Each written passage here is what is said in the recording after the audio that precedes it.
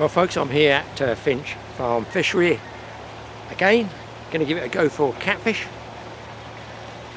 I never understand the weather with the catfish. I've got high pressure coming in, so it'd be very interesting. I've always fancied low pressure for catfish, but I've been up here a number of times and I've not done any good. You know, I thought it was stormy, muggy weather. Now I've got quite a bit of wind that's come up. It's only an afternoon session. I just literally put the baits in the water 10 to 2 in the afternoon. There is nobody here. Got the odd beep. I'm not sure that's just weed on the line with a bit of wind blowing, you know, the belly of the line. Who knows? They've got the blower going over there. It's late spring. Can't really call it early summer.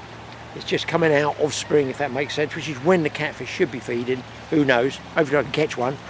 I've got my favourite sort of swim. I used to go over on the point over there and go towards the island, and now I've moved around this side. And there used to be a lily bed there, but I haven't seen the lilies come up really yet. Normally you see them come up a sort of browny colour before they actually get into the green. So there's a good wee bed there. I've dropped onto that. I'm off the edge of the rushes, just over there, about 2 feet this side of it. I don't want to go too close, because if you do hit one, boom, they're in the rushes.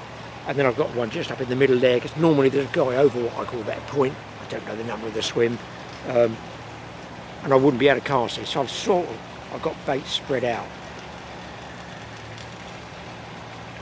No bites at the moment. I'm going to grab some grub anyway, and just get back to you guys if I get a hook up. So listen, there's a wide variety of baits you can use for catfish up here at Finch. They sell loads of baits up in the tackle shop there. Just need to go and ask them sort of what's the bait at the moment. So it's anything from the big donkey choker halibut pellets, great big things like this, fish them on a hair rig, mackerel fillets they've got, squid is a good one. I've done really well here on midsections of blueies, not so much on the head and tail, but the soft midsection of a bluey. Get a bluey about this big, cut it into 3, loose feed 2, fish the middle one, just belly hook it once, loads of juice and gunk in it. What else? I suppose, well, you could go to, like I do hot dog segments, but the one that was quite a favourite for a long time here is luncheon meat. Now, I could have bought a fresh tin, but I'm so tight, as most of you guys know, I freeze everything. That's left over from 2 years ago. It looks, well, grey, but all you got to do is just cut off the top piece, like this, and if you look, totally different colour underneath. And then I can get I'll probably get 3 baits, 4 baits out of this. Then I can just cut through here, like this. Keep it chilled if you can, and put it, in a cooler. So you don't have to worry in the winter, because I don't catfish in the winter. I then cut the edges off, just like this. You may have seen this in other films we've done, shaping up, but basically what I'm doing is I'm exposing the fresh meat. You'll notice I haven't just dumped them on the floor, because I'm going to throw those in as loose feed. Then what I do is I get myself one of these, call it a baiting needle if you want. I go right through the middle like this, so it's just hanging. There's a little hook on the end of this. I get a piece of my 5-pound fishing line. Look, it could be any thin fishing line, just to make your hair. This is just how I do it. I dare say there's all special secret bits you're supposed to use, but I don't. Then I put a loop in it. I put the loop, no, not yet, I'm filming for people, I'm doing an instructional. Slide it down and over, right, like this. Pull the loose tag in through. Okay, you've got that sliding loop, you get your twig. I just slide it, if you can see this, just over the middle. And then you pull the other end through here. So if I put it that way, you'll see hopefully the twig there. It just hangs nicely on that. And you can cast this a really long way, to be honest, free lined or with a link ledge or whatever rig you want from here. Personally, I just put a swan shot there, about this far from the bait, just to balance it, just to hold it in position. Depends if it's windy day, I might go to a link ledger. And then I just use these old cash bags and put my trace, which I've made previously, put one of those grips hooks in there, barbless. when you get them out, look, this one's doubled so it's extra strong. It didn't tangle. If you get 2 or 3 of these, coil them together and put them in one bag, they will tangle. It's pretty infuriating. So all I do is, there's my hook. I then, depending where you want that hook to be in relation to the bait, let's say there, I just go round a couple of times like this, and then you can just tie off whatever length of hair you want, like this, on that bend of the hook. I can't really film it because it's one of those fiddle things, you know. You do it in seconds when you're on your own, but as soon as you put the camera up, oh my god, it all goes to pieces. I'm going to do 2. So you're tying it basically on a little hair rig to the end of the hook, the bend, and when I say the end, I've lost the scissors now. Who's got the scissors? You realise that's why God gave us canine teeth, a biting fishing line. There we go. There's the rig with the hook, all ready to go. And somewhere like this, I can free line it, and I can put maybe a treble A shot or a swan shot, depending on the breeze, about there, and they shouldn't feel it. I've got this as doubled length, so extra strong. And the hook size, so you guys know, it is, I never know hook size myself, size 4, 10 in a pack, one of those grips. They've got little ridges on them. They're a barbless hook, but they might just hold in a little bit long, a few seconds, you know. Better almost with worms and stuff, I find, because that little ridge on the hook does help hold the bait on. There we go, guys, I am all ready to get out there. So you can see all my leftover bits, which I just cut off, skinned almost. I can cut those to whatever size I want, because don't forget, they're sort of fairly flat. They're not going to throw too far. You can put them inside a ball of ground bait, you can cut them up small, and what I believe, the small fish get attracted by that, and that activity, nibbling away on this meat, brings those catfish in. Out we go. Nothing wasted.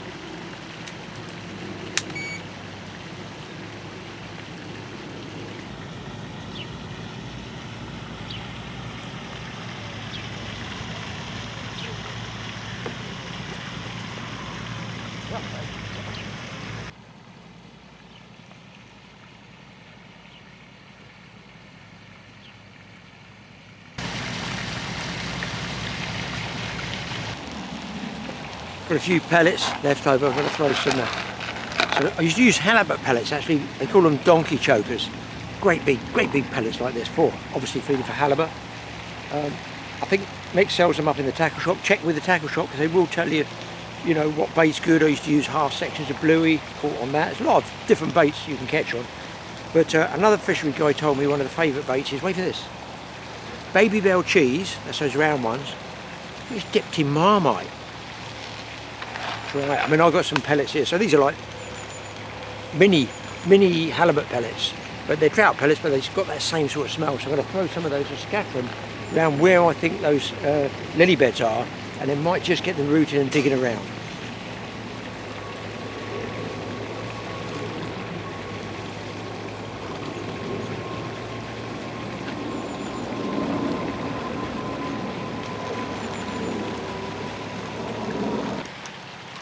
Lump time, guys.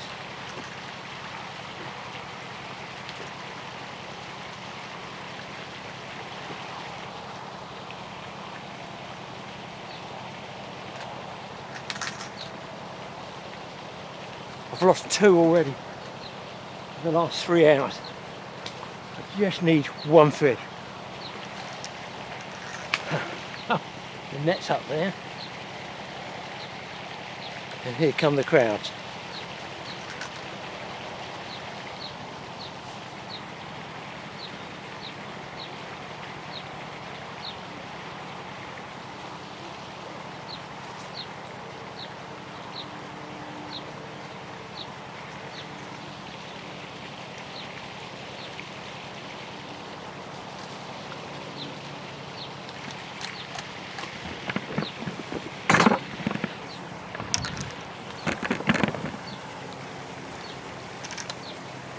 I'll try and film it with the camera the other way.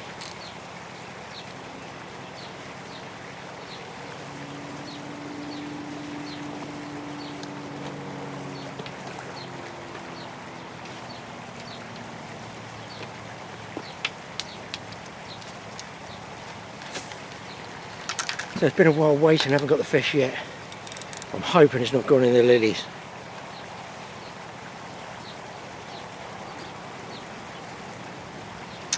Probably with marginal weed here.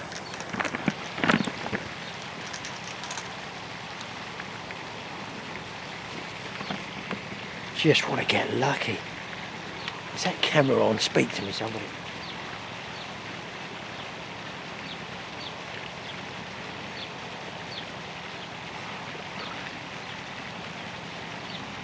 Oh, it's a lump. And they wonder why I go catfishing.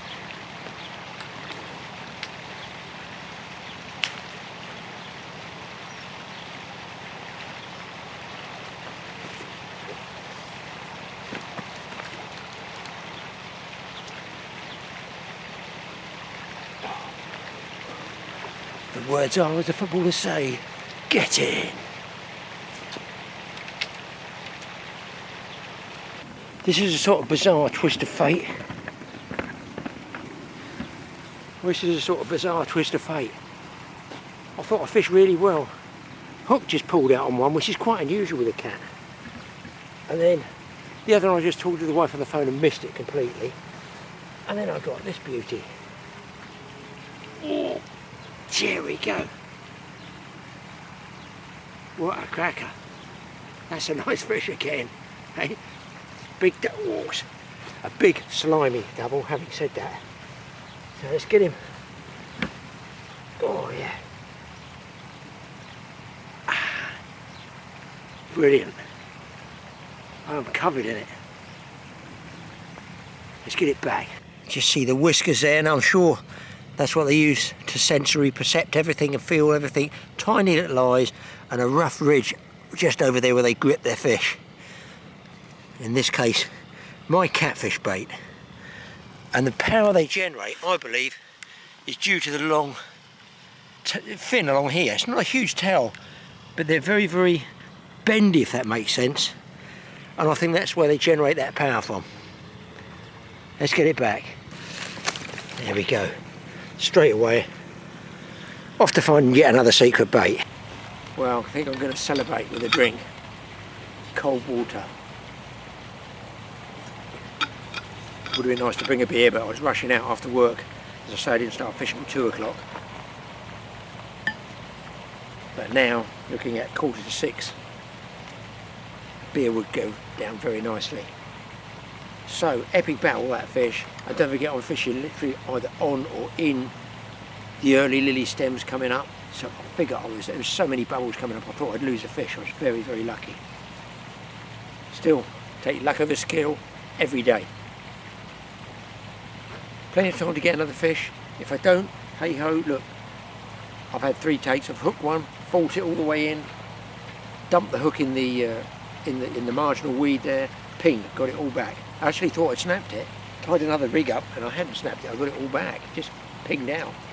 What they do is once they get their head through the rush stems, they can do a turn, and as they pull down, that pulls into the bend of the hook, and effectively you're unhooking them. It's just like, sea fishing when you have a T-bar and you unhook the fish. So it's like dodgy when you get them in there. It's just the way it is, you can't help it. If you can't stop them, you can't stop them. Catfish are incredibly powerful. That's why I like fishing for them. And I'm just on carp here, guys. Just an old Sundridge, which I bought here for £15 in the second-hand container they've got there. I bought some other rods, bought the reels. One of those reels, the Interceptor I bought here, £15. Like £10, £15, it's not going to hurt the bank, is it? And they're good kit. As I say, that's a Sundridge, that's a good mate. Don't know what it is, 2¼ pound test curve. Wow, I'm so pleased I got one. Greedy, I want another one. And the sun.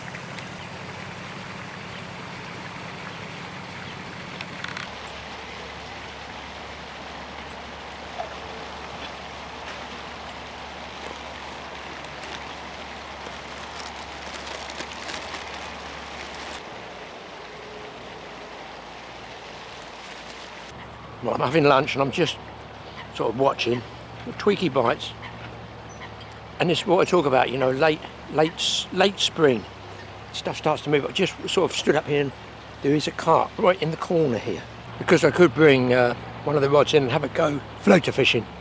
I've got no bread, just eating it all. In fact, I've just seen 2 other carp there, guys, 3 other carp, 4 other carp, and this is by the lilies, which I told you are not quite green, but the fish are in amongst them.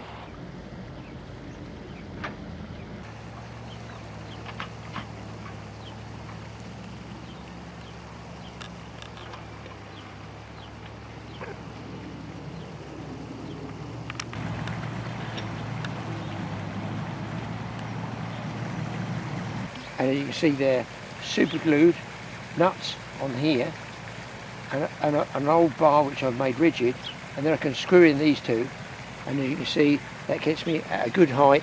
I can move this up or down, you know, as it were, in or out, and just adjust on the front there, up there, and that way I have no trouble hammering wobbly rod rests in that wobble all over the place, or I don't have to go and buy one of those, what do they call them, rod rest things that's got expensive with all the legs on them. This way it's free. I love it. I love free stuff. Another thing that might be of interest to people, in the UK for carp fishing, a lot of guys use what's called a bait runner reel, which is it's not an attachment, it's part of the reel's functions. You can click a lever forward, so if you do get a take, it pulls line off under light pressure, then when you turn the reel handle it engages into full strike drag, and away you go. I don't do that. I'm sitting right by the rods. I've got mine down there on what they call back line, that straight drag on engaged gear, so if I miss that bobbin going up, well, I won't miss it. If it does go up very, very fast, the fish will generally hook itself against the tension of this, but it doesn't tow the rod in down here, doesn't tow the rod in like that. The reel can back wind. Something you might notice is that there's a double handled reel and a single handled reel. Well, with those bobbins I've got up there, they're quite light. The actual weight of the handle itself, if you watch, will pull that bobbin up or down, either way. So I find it's best to have the handle on a single handled reel down, put the reel into the bait runner position, and then adjust the bobbin up or down, giving whatever depth or fall that you want there. You can have it short or you can have it longer, and then when you've adjusted it on here,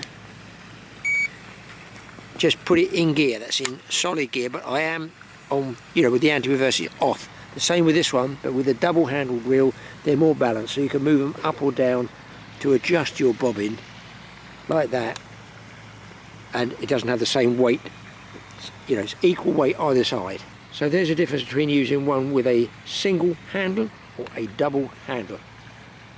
It's very, very slight adjustments can be made there, and as soon as that goes up there, I can grab the rod, slam it straight back up, and I'm hooked onto the fish. I haven't got to start engaging or worrying about this bait runner, you know, being a millisecond later. It's on full strike drag, it's ready to go. Another hour I'll be ready to go.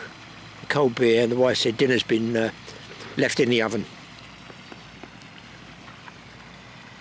Absolutely spanking evening though. A big Azores high pressure is over us. Guys coming tomorrow, they got their pegs reserve signs up there, so I guess they're coming to do a night. So I'm lucky really to have the lake to myself. No more takes though. Well, I probably stayed longer than I thought I was going to stay. 7 o'clock. 2, 3, 4, 5, 6, 7. 5 hours, 3 takes, 1 fish. A nice double figure. Can't grumble at that. But nothing else, gone very, very quiet. There's a couple of other guys fishing over in the bay over there. They're on floatfish, looks like. Oh, still a beep. Floatfish bait, I've had a few casts.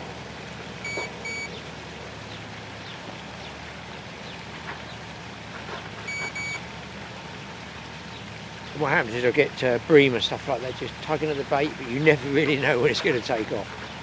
Anyway, great trip, enjoyed it, brilliant weather. Really, really buckled that rod over that fish. Happy with that. So give it a go, catfishing. It's really good fun.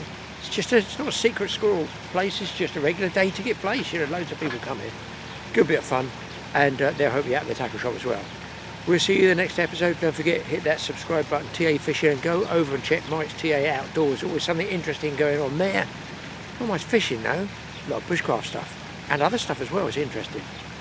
We'll see you, hopefully, in the next episode. Well, pleased to get a catfish? Always pleased to get a catfish. Right, let's get into Grant's tackle up. He's there, ready and waiting for you guys. Yes, with some more freshwater fishing tips.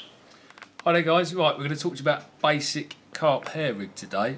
Really it's coming out that time of year where everybody's starting to venture out into the sunshine and do a bit of fishing as it's warming up, then fish are moving. So, and one of the common things I get asked is, how do you tie a hair rig? So we're going to show you today. So we're going to start with, this is a piece of braid. This one's called Armour Link. This one's by Nash Tackle, but we've got a various variety of different bits. There's loads of different braids you can buy. This one's of £20, but I've picked the higher breaking strain so you can see it on film when we tie the actual rig. Is that about average 20? Average, yeah, a lot of people use 20. I would say sort of £15 to £20 is the average. The norm, yeah. The norm of what people go with. So we're going to start with that. It's a nice thick sort of braid, so we can see, well, not really thick, but I say it's nice and strong. And we shall go for another look at this. So how we start off with the basic hair rig is we tie a loop first in the bottom of the braid. This is to make the sort of hair effect. That's it. So we're going to twist it over. A straight overhand loop. That's it. Straight overhand loop. Just a single loop. So I think I can do this today. Doesn't really matter how sort of small it has to be. Not really. It has to be enough just to get. So I can't even see today. Let's get that on there. So just the basic loop. I'll just do a single overhand. Some people do a double, but the only thing I don't like with the double is sometimes your knot can end up being a bit large for pulling through your baits. That's true, yeah. So this one's this is a slightly larger loop I prefer, but depending on the size of your baits as well, you might want smaller. Now, I also remember somebody telling me, oh, you need braid scissors or something. Is that right? So yeah, the problem with standard scissors are they end up fraying. So these are braid scissors. They're like serrated. Hopefully they're nice and sharp because they're just ones from out my drawer downstairs. So generally, buy a braid scissor. Well, one of the common problems I get, people tell me their braid scissors have blunted, they're no good. Yeah. And then I ask them, what have you been cutting open? So if you get your braid scissors and then cut open your plastic packaging, yes, that's good. You blunt them straight away. Really? So now they're no good for braid. Oh, there's your totally awesome tip from straight out of the box. So generally, braid scissors, cut this. As you see, you've got hardly any fray in there. Whereas if you have a standard pair of scissors without the serrated you chew edges, it, don't you? You chew it and you end up with frayed bits everywhere. It doesn't look so good. So that's your standard loop now. So that is what is for your hair. And then we're going to get, this is just a size 6 barbless carp hook. So we can see any particular shape or so design? This is just what they call a wide gate hook. It's a wide gate barbless hook, size 6 by Calder. Yeah. There's many variety of hooks out there now. You'll be amazed when you look for a tackle shop. There is so many different types. You have curved hooks, straight hooks, long hooks, wide gate hooks. But for a standard hair rig, I would say something like this, size 6 to 8 is quite popular for a 15 to 20 mil bait. Yeah. And we'll show you how to tie this up. So we're just going to use a basic knotless knot. So you come through the back of the eye of the hook, just like that. Well, what I should have done, brought you up some boilies really. So what I'd do as a tip is place your boilie onto the hair first, yeah, and then pull it up, and then you'll roughly know. I've tied quite a lot over the years, so I've got a good idea roughly where I want to be. So say that's quite a large hair if you like, so a 15 mil bait's going to cover up to the knot say, and it gives you a small gap. Okay, so we're going to hold it over. And I'm going to whip down the shank. From the eye towards the bend. That's how I'm seeing it. I'm zooming in there a little bit. I'll just see if guys can see how that's going. Slow it down a little bit. I mean, I do get asked how many turns do you do. Some people like to whip down to where the point starts to show. Yeah. I sort of 7 turns. That's my sort of number I like to beat. And then the important thing is you always come through the back of the hook. So that's where you started, wasn't it? Yeah. That's where I started, and that's where I'm going to finish as well. So in and out of the back of the hook. The back of the hook. So sometimes wet the braid a little bit, maybe just to stop it fraying when you push it back through. Hang on, let me pull get that on too that. quick. That's it. I see the loop coming down. And then you just give it a nice tighten and a pull. I slip my nail under, just give it a little tighten. Just to sort of cinch it up underneath that back of that eye. And there we go. That is just a basic standard hair rig that are catching many carp. You know, there's so many different variations we can show you. So another one we'll show is where.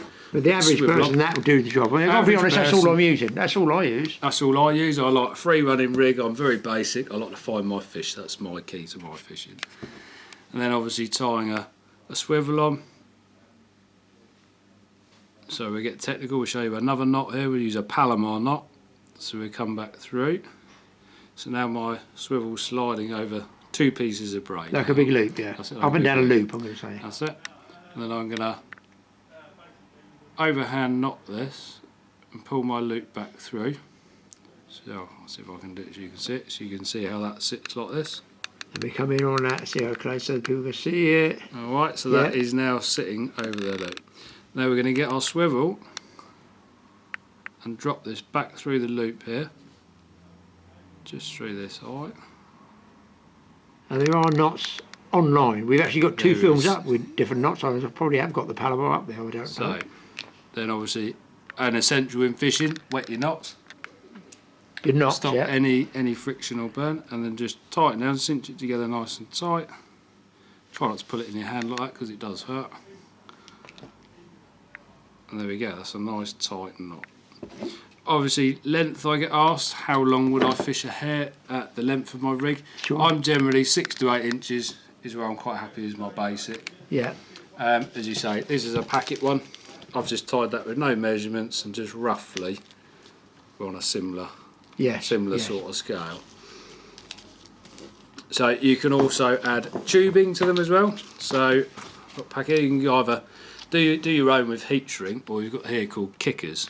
Yeah. And they're quite simple. So you have to add these on before you add your swivel on, and you pull them up to the hook, and then you'll be able to show you in one of these packets if I take one out. So other than making your own, you can just come in the shop and you can buy.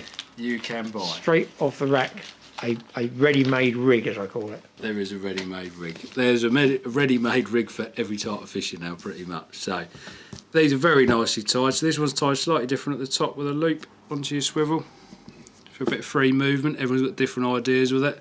This one comes down. If we unpick this one, you can see so this one's got what they call a kicker on it, which is a piece of heat shrink shrunk down, which kicks the bend off the hook. So when we see the hook, when your bait's hanging on it, it'll be more like this shape. This has got a coated braid as well. That kicker's on the front there, isn't it? Now, that is, yeah.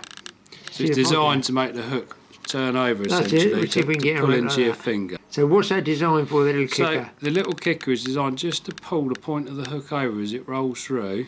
And it catches hold of you. It's a very sharp hook. It pulls right into your finger very easily. Well, that sharp has got me. So the idea of the ring, this is a blowback ring, which essentially is meant to be as the fish ejects the bait and spits it, that'll pull down and pull the hook downwards, so that it sets the hook, if you like. It's very good with a bolt rig sort of style. There was somebody here that is interested in rigs anyway. Then. It's my little mate. So we'll show you the next step of it is rig tubing. So what you do is you thread your line through the tubing. I should have brought some light to show you really. Literally through the end, which is very small. If I hollow tubing, yeah. Hollow tubing. Maybe if I cut that at an angle, you might see it a bit better. I'll hold it over here. It's going on. And what's the point of that? So what the point of this is, it's to protect your line. It stops it rubbing on the fish scales, so that pins your line to the bottom. So what you can do is obviously that's the link. That's on the link itself. This is on your main line. Above the swivel. Above the swivel. Yeah, so before you put your rig onto the line, you're going to thread this tube in all up your line. How much would you say? I would say a good 18 inches, something like this. Yeah. Some people like shorter. I like something like it because it's long enough to protect. I'm aiming on catching a bigger fish, so I want that to be the I like the sound of that. Yeah. So what we'd do is from there, you'd then thread one of these on your line, which is a lead clip. Sorry, this one first, your tail rubber first. So thread your tail rubber on, and then that will push inside this piece here. And then you thread your main line through here. Right, and this is all going to make sense in a minute. So this would actually push up inside there. And then my rig that I tied earlier for you So we'll tie my main line through here, and then this will pull back up into my... Yeah, that's the one I've sort of used before like that. Okay, so this is now my, what people call essentially a semi-bolt rig. Yes. Okay, so if that really gets stuck, it will fall out. come pull free, yeah. Okay, so we'll just put that back on. So, and then how to attach a lead to these is probably nice and simple. You pull this apart. Yeah. You get your lead, which will have a big eye. You see I've picked out a few different sizes. They go anywhere from ½ an ounce up to 6, 7, 8, 9 ounces. So you get your lead, roll through here, just pull it onto the line. And we'll also get my tubing, which just pulls straight over the top here.